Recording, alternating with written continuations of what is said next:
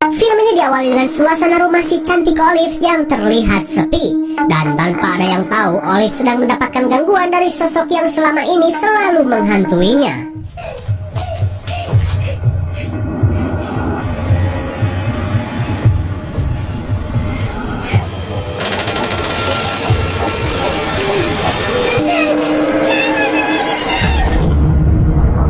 Dan film pun baru dimulai. Kemudian scene beralih kepada seorang mantan napi kasus tabrak lari bernama David. Setelah beberapa tahun mondok di penjara, David nyantui di pinggir pantai sambil menenggak tuak oplosan. Terlihat David pun masih diselimuti penyesalan karena dulu ia pernah menabrak seseorang sampai modar.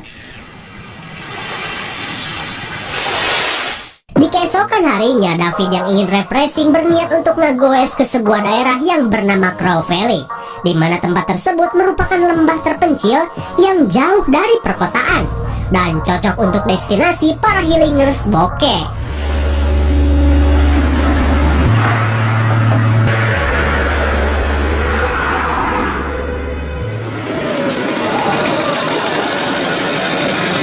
Setelah 4 jam perjalanan, David akhirnya tiba di lokasi tujuan.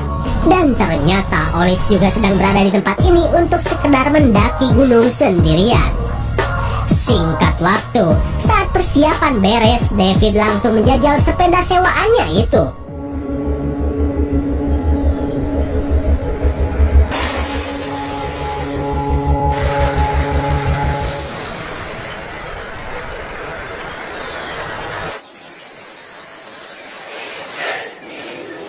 Di tengah perjalanan, tiba-tiba saja ban sepeda David bocor.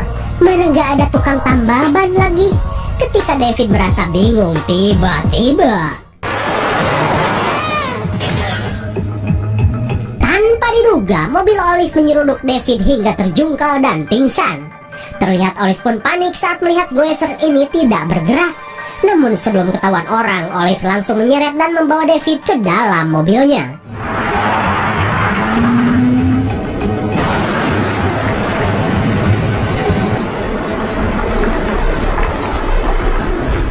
Di tengah perjalanan, Olive melihat sebuah villa yang sepertinya terlihat sepi.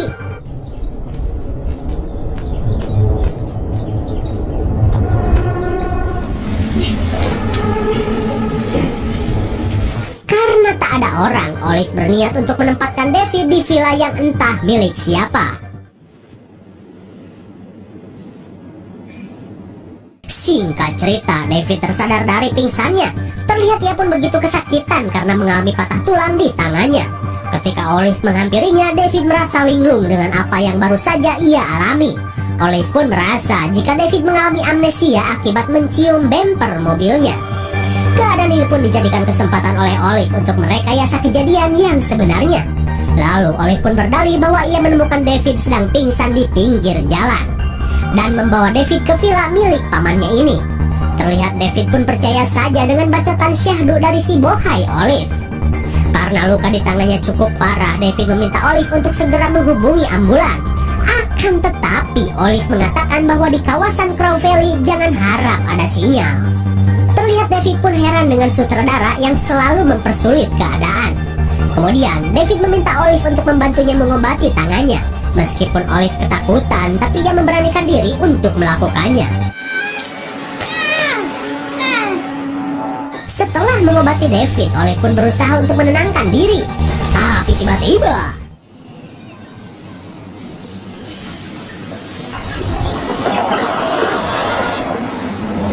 lagi-lagi Olive mendengar bisikan aneh. Bisikan itu pun membuat Olive teringat ketika ia bersama ibunya sebelum pergi ke daerah Crow Valley, di mana pada saat itu Olive terlihat menjadi temperamental saat ia mendengar bisikan.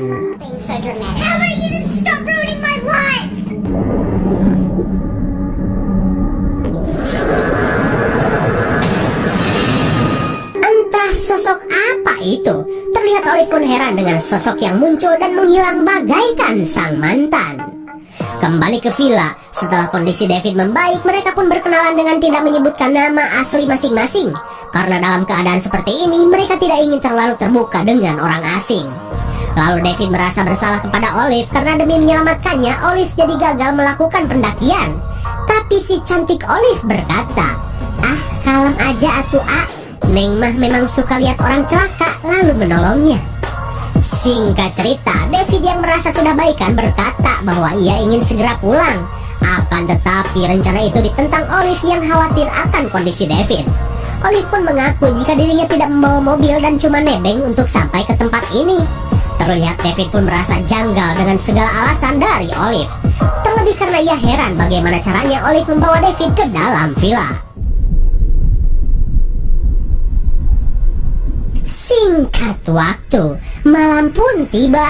Saat mereka di kamar masing-masing, Olive berusaha menghindari bisikan-bisikan yang kini ia rasakan.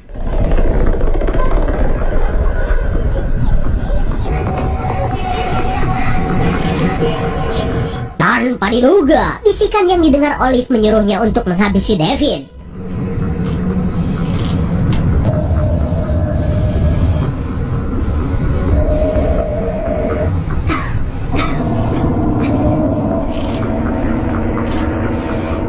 Akan tetapi, Olive keburu sadar dan berhasil mengendalikan dirinya. Terlihat Olive pun begitu tersiksa dengan bisikan-bisikan kopet yang ia alami. Di keesokan harinya, David yang terbangun berniat untuk pergi mencari bantuan.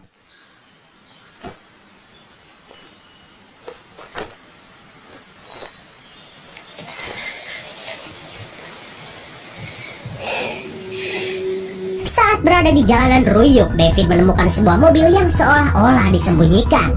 Merasa heran dengan mobil itu, David pun mengira jika perkataan Olive selama ini adalah bullshit. Lantas ia pun langsung menunjukkan mobil itu kepada Olive. David pun semakin curiga dengan gelagat Olive. Alhasil mereka pun cekcok karena David terus menyangka bahwa ini adalah mobil Olive. Tapi sebelum kelakuannya terbongkar, Olive pun langsung pergi. Sementara itu, David berniat untuk memastikan apakah Olive memiliki kunci mobil ini.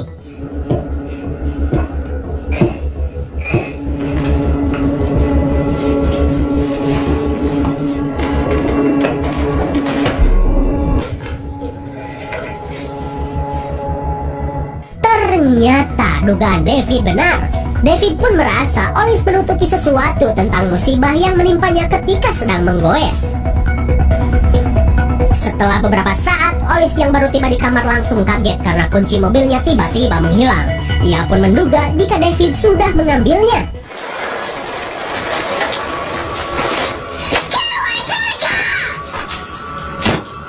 Dengan membawa tongkat bisbol, Olive menyuruh David untuk kembali ke dalam kabin. Tapi karena David menolak, dengan satu kali strike, David pun mubui dan pingsan. Singkat cerita, Olive menyeret David ke dalam villa. Tak sampai di situ, ia pun mempersiapkan tempat eksekusi untuk David.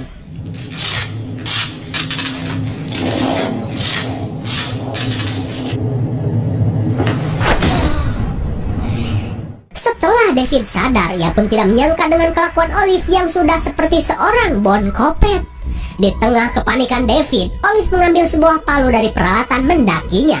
Lalu ia memaksa David untuk menyebutkan siapa nama aslinya. What's your real name?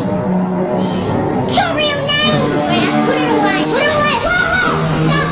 Stop! Mendengar nama David Stonehouse, Olive seolah merasa lega. Lalu tiba-tiba,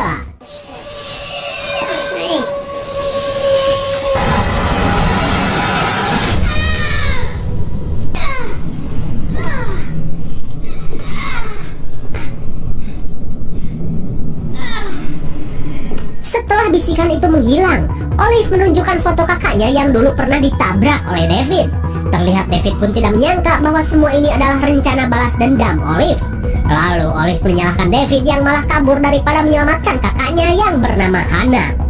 David pun berdalih jika ketika itu ia sedang abok parah dan mengira Hannah sudah tewas di TKP. Di tengah penyesalannya, David meminta maaf kepada Olive karena sudah merenggut seorang kakak yang Olive sayangi. Tapi tetap saja, kata maaf hanya sebuah bacotan yang tak bertanggung jawab. Lalu tiba-tiba, Olive mendengar bisikan lagi.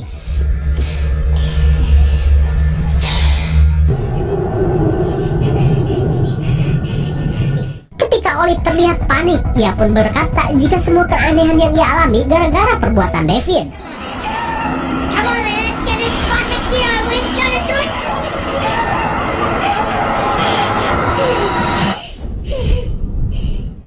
Untung saja kedatangan si pemilik villa membuat tindakan Olive terhenti. Kemudian Olive segera menemui si pemilik villa dan langsung bersandiwara menjadi seorang bondon yang diprangi Chet. Melihat seorang bondon di dalam villanya, pria ini pun heran karena ia nggak pernah pesan BO, apalagi saat ia melihat darah di baju Olive.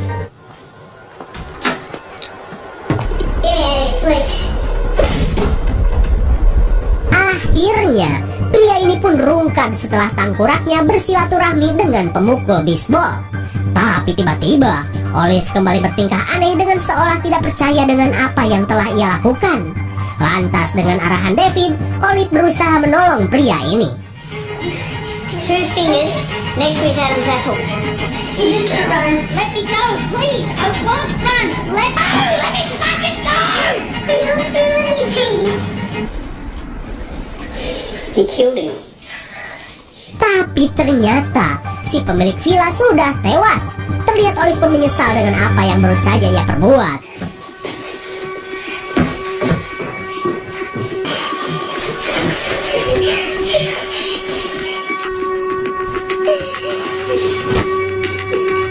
Dirasa ada kesempatan untuk kabur, David berusaha meraih pisau di dekatnya.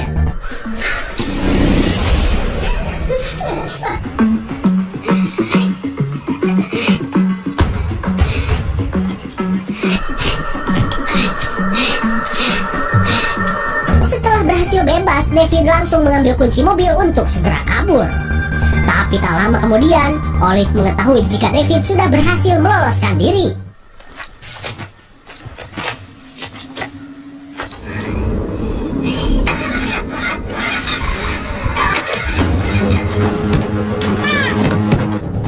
Tapi sialnya, mobil Olive malah mogok. Melihat Olive ngabret mendatanginya, David langsung kabur dengan cara asruk-asrukan ke dalam ruyuk.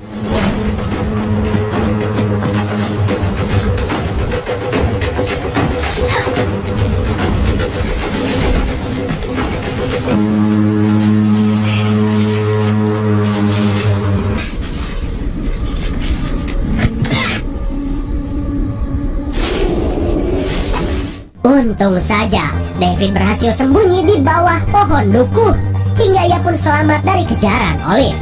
Tapi tak lama kemudian tiba-tiba David teringat kejadian beberapa tahun silam, di mana pada saat itu David telah menabrak Hannah yang juga merupakan seorang goesers yang tidak memperdulikan lampu merah. Dalam kondisi mabuk, David mengecek Hannah yang sudah tak bergerak. Dan karena denyut nadi Hannah sudah melemah, David yang merasa Hannah gak punya BPJS malah kabur daripada membawanya ke rumah sakit. Setelah ingatan itu, David berasa jika keadaan sudah aman. David segera kembali ke villa dan berencana menggunakan mobil si pria malang tadi.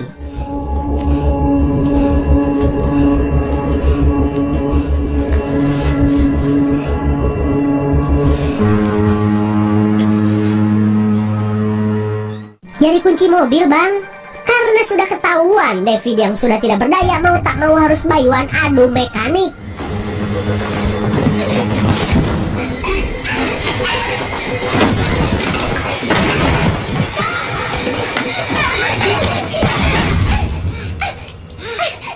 Sungguh sial, pisau yang dibawa Olive malah nyocol ke perutnya sendiri.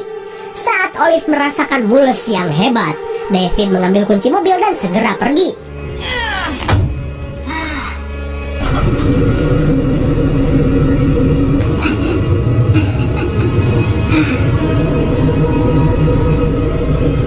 Akan tetapi, David tidak ingin melakukan kesalahan seperti yang ia lakukan kepada Hannah. Dan akhirnya, David pun memutuskan untuk menolongnya dan berniat mengantar Olive ke rumah sakit biarpun gak punya BPJS. Dalam kondisi yang sama-sama terluka, David melakukan segala macam cara agar bisa menyelamatkan Olive yang sudah tak berdaya.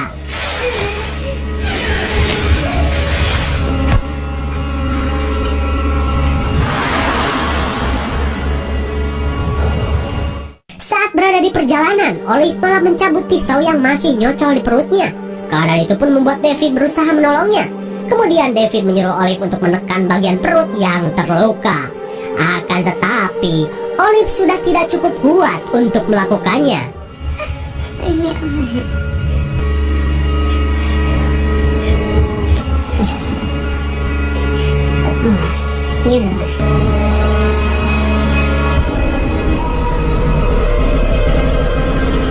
Akhirnya, Olive pun tewas kehabisan darah. Terlihat David pun menyesal karena ia terlambat untuk menyelamatkannya. Di tengah kesedihan, David melihat sosok roh yang selama ini menghantui Olive. Dan ternyata, sosok tersebut adalah roh penasaran dari kakaknya Olive yang bernama Hannah. Lalu, film pun sudah berakhir. Bagaimana? Tragis sekali bukan? Insiden yang dialami Hannah beberapa tahun silam jelas membuat Olive merasa kehilangan. Dan di masa keterpurukan Olive, roh penasaran Hannah terus saja mendatangi adiknya ini untuk menuntut balas. Dengan cara memberikan bisikan-bisikan kopet, Hannah berharap David modar di tangan Olive. Hingga suatu ketika, kebebasan David dari penjara membuat Olive terus mencarinya. Dan sungguh kebetulan, Hannah yang berniat untuk mendaki akhirnya bertemu dengan David yang lagi healing ceringeng. Lalu, ia melakukan adegan yang sama seperti yang dialami oleh Hannah. Namun karena David tidak mati, Hannah membawanya untuk dieksekusi seperti yang dilakukan para psikopat. Dan dengan bisikan sang kakak, Olive pun melakukan penyiksaan kepada David. Namun sungguh tak disangka, pembalasan Olive malah berujung tragis, karena Olive akhirnya tewas oleh kelakuannya sendiri. Sementara itu, roh Hannah cuma bisa melongo karena dendamnya tak terbalaskan. Apakah film ini berlanjut? Peduli amat. Mungkin segini saja review dan pembahasan film Crow Valley 2021. Jangan lupa like, share, dan subscribe supaya kalian tidak ketinggalan jika ada video menarik lainnya dari Sakahaya. Thanks for watching and see you on next video. Bye bye.